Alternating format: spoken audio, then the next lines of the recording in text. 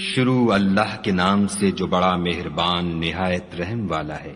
جب آسمان پھٹ جائے گا اور جب تارے جھڑ پڑیں گے اور جب دریا بہہ کر ایک دوسرے سے مل جائیں گے اور جب قبریں اکھیڑ دی جائیں گی، تب ہر شخص معلوم کر لے گا کہ اس نے آگے کیا بھیجا تھا اور پیچھے کیا چھوڑا تھا۔